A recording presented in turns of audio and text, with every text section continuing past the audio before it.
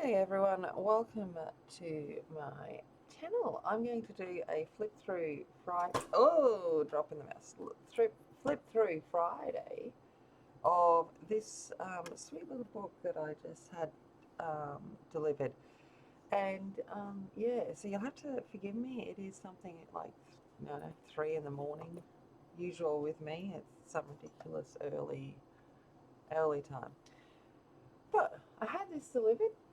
Angie sourced it for me, which was really nice of her. But it's called The Hedgehog Feast by Edith Holden. So Edith has done the illustrations, and the words are by Rowena Stott, or Stott. And this is the fly leaf. It says, the country driver in A Wardian Lady, a facsimile reproduction of Edith Holden's Nature Notes for 1906, was undoubtedly the most beautiful book published in many years. The Hedgehog Feast is based on Edith Holden's exquisite watercolour illustrations, which were painted after 1911, and, like The Country Diary, lay undiscovered for many years. Her great-niece, Rowena Stott, has added words to Edith Holden's paintings and line drawings to make up a delightful story about the hedgehog family and their preparations for a hibernation feast. In addition, there is a useful short section on the nature history of the hedgehog. This book has the freshness and charm of The Country Diary and will have the same enormous appeal to children and adults alike.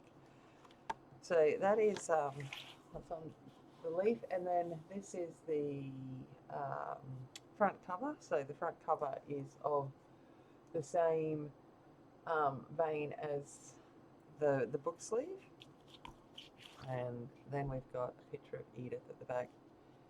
She's actually a gorgeous young lady. There you go. Alright, let's have a look. And,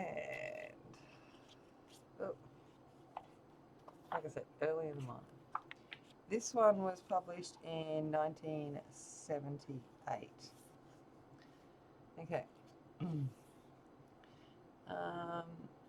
And this is by the author, and it says, The Hedgehog Feast is based on my great aunt's Edith's watercolour illustrations, which were painted after 1911. It is unclear why all the initials on the illustrations do not tally exactly with those of Edith Blackwell Smith, née Holden. But following her marriage to Alfred Ernest Smith, it is known that she experimented with various monograms.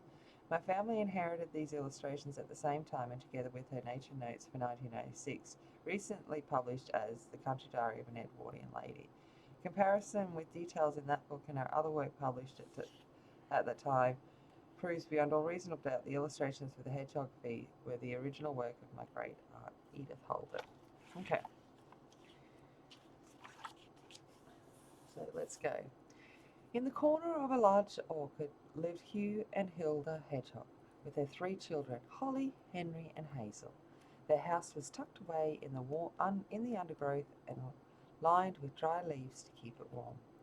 One evening when Holly, Henry, and Hazel were fast asleep in their bed, Hugh and Hilda sat by the fire. The evenings were drawing in, and the leaves were beginning to fall. The next day they were giving a grand hibernation party, and all the arrangements had to be made.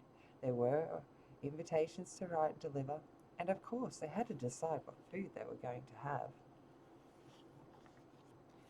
Everyone was very excited, and early next morning Hugh went out to collect some apples. On his way he tried to catch a snail for his breakfast. The apples had fallen off the trees and gleamed red and shiny in the green grass. Now, how am I going to get these home? Said Hugh to himself. They were too big for him to carry in his arms. He sat down to think, and then he had a good idea. If I roll myself up into a ball, I can stick the apples on my spines. And that is what he did. He looked very funny as he set off home. Reuben Rat, out for a walk, was very startled to see some shining apples bobbing down the path. But he couldn't see Hugh underneath them.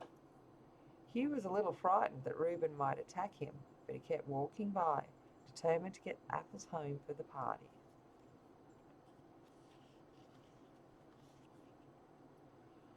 From the other side of the path, William Weasel was craftily watching and waiting. All at once, Reuben and William leapt towards the bobbing apples. They bounced into each other and rolled around in the dust. Hugh ran away as fast as he could, the apples rumbling after him. He left William Weasel and Reuben Rat scuffling furiously together.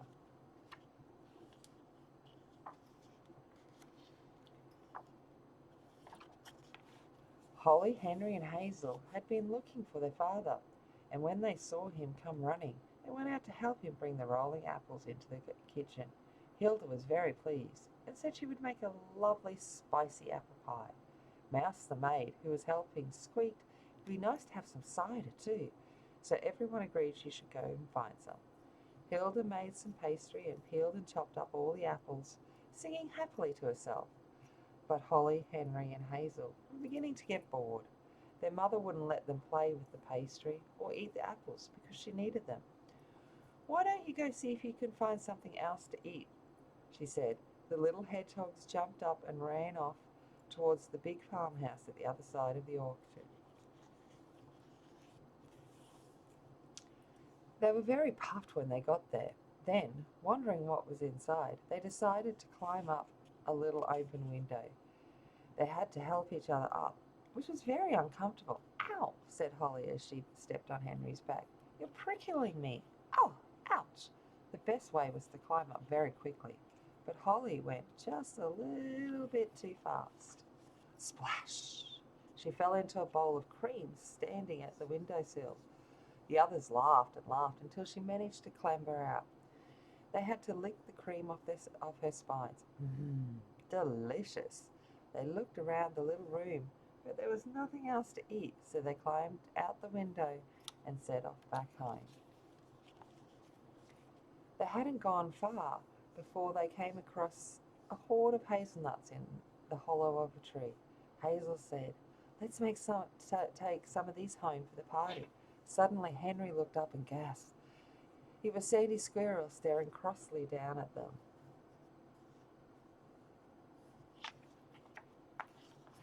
"What do you think you're doing?" he said sternly. "Those are my winter hoard of nuts."